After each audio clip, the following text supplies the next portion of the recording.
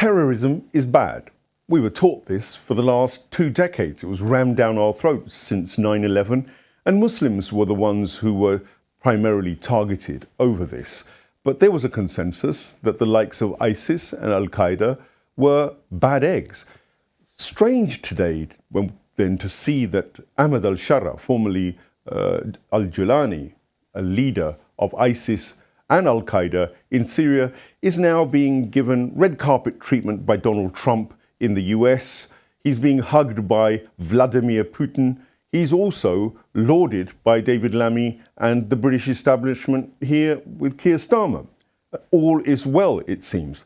All of the bounties, there was a £1 million bounty on his head, all of the laws that actually outlawed him have been swept away or are under the process of being swept away. Magically, all of this can happen. Of course, we know that underlying that change is the fact that the MI6, the CIA, and all the other deep state operatives that act for Anglo-Zionist imperialism have, in succeeding to prop up Shara as the puppet leader of Syria, now decided that it's okay to legitimize him all over the world. This is how hypocritical things can get. Let me contrast that with the fate of Shamima Begum, a British citizen, a young girl who ended up being lured in by supposed fighters from ISIS, from Britain, and absconded, went to Syria, and lived with her, presumably a husband, had kids out in Syria. I think many of them, sadly, she lost, but the fact remains she's still persona non gratis. She is not allowed back into Britain. Now, I'm not going to judge whether people deemed to be terrorists should be given their citizenship again or not. But I do question her situation in relation to the hypocrisy that our government and the Americans, etc., are displaying over the way they're dealing with Ahmed al-Shara. You have to ask that question. And others are asking questions. Dr. Rehana Ali, a contributor to the Deep Dive Perspective in the past, is one such person. And she asks some very powerful questions which are related to this whole issue of legitimizing terrorists or former terrorists or state-sponsored terrorists. It's something that we need to talk about more. She asks how many Israeli occupation forces, not defense, occupation forces, terrorists, as she deems them, are actually present in the UK. How many are present in the United States? How many of them are now present in Europe? Is there any restriction on what they should do and what they shouldn't do? Do they have any checks and balances on their psychology, their mental health, and what made them actually participate willingly in a genocide? Are they allowed to continue having dual status, being clearly people who've participated in mass murder, yet they could come back and live in the suburbs of London or Manchester or wherever without question? Now, all of this is very serious, because if you found ISIS terrorists a problem in your mind and you found it uncomfortable that, say, something like ISIS or Al-Qaeda could have operatives living in our suburbs, then we ought to have the same kind of problem with legalized terrorism. That's what Israel has been up to, and everybody knows it because the UN says it, the Human Rights Watch says it, Amnesty International says it. Every sane, rational individual who's worth anything in terms of their word says it. You know, Miss Albanese is the loudest in saying it. She's again indicted Keir Starmer as a genocide supporter, an aider and abetter. So again, are we aiding and abetting terrorists who are coming back and living in our suburbs? That's a question. And how many terrorists are returning imminently to the UK? How many of them have been operating in Gaza, killing little children, laughing and joking about murdering kids and women, civilians? How many of those kinds of people are going to be back on our streets? And what should we do about them?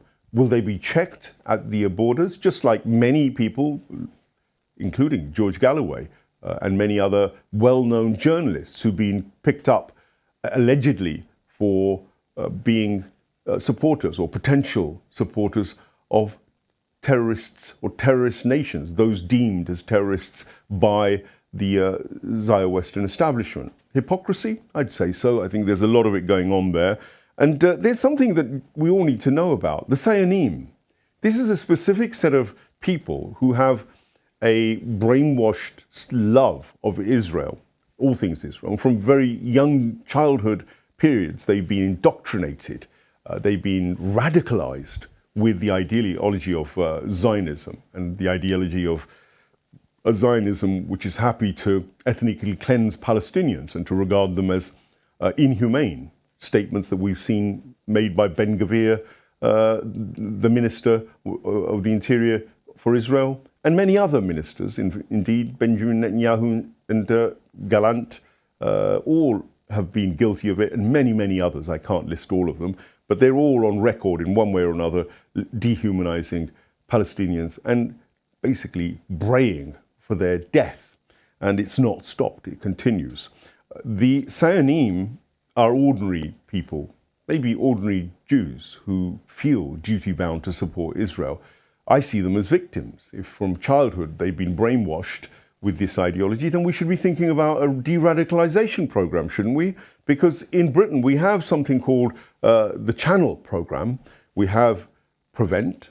We have a counter-extremism entire network, which has been in operation for decades now, and it focused very closely on Muslims right from the outset.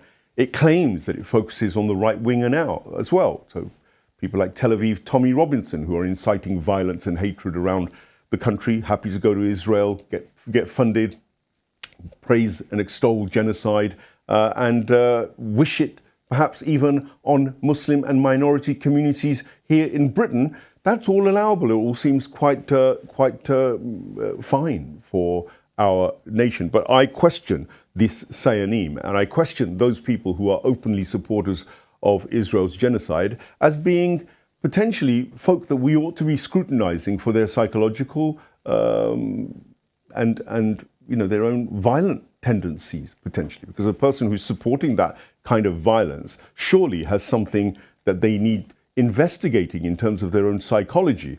How many UK doctors, for instance, have been members of the Israeli occupation force? I've seen lots of Muslim doctors, Raham Al-Adwan, Dr. Rehana Ali, others I could name as well, Dr. Brar, Ranjit Brar, I believe, also has been a victim. Many non-Asian, non-Muslim doctors also have been on the rack for having opinions basically which say don't kill children and don't bomb innocent civilians. Yet they are harassed and hounded for their beliefs. Not so the Sayanim, not so those who've served in kibbutzes and served in Israeli terror machinery.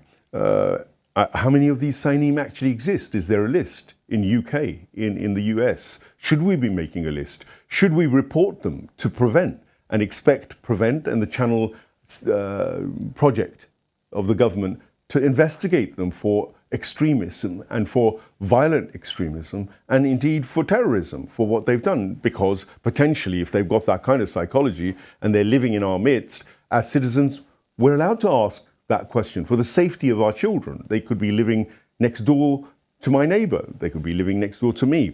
The Sayanim are something that need to be investigated. When are we banning extremist organizations like the LFI, JMA, and the Chabad, asks Dr. Rehana Ali as well. When indeed? Because these organizations, including the Board of Jewish Deputies, they've openly supported the Israeli genocide, and they've openly pushed and plugged for the British government to support it, along with the other Israeli lobby groups. Should there be an investigation on those who are promoting ethnic cleansing and genocide and justifying it and covering up for it? I rather suspect that many of us think they should be.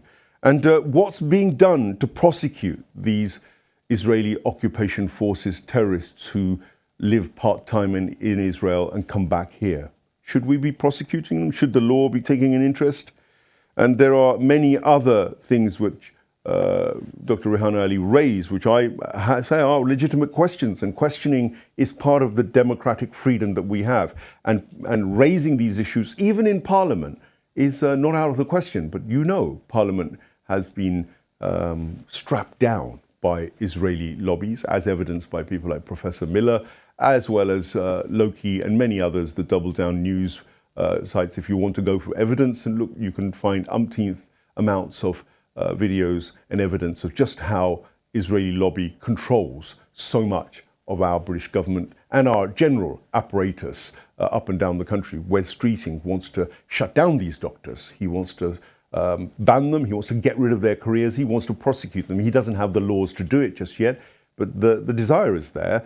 He has no desire to go and look at these Israeli occupation forces terrorists and investigate them, because he's not concerned about the danger that they pose to our children. For some of these closet racists, closet Islamophobes, only Muslims are worthy of the label terrorism, nobody else. Food for thought again.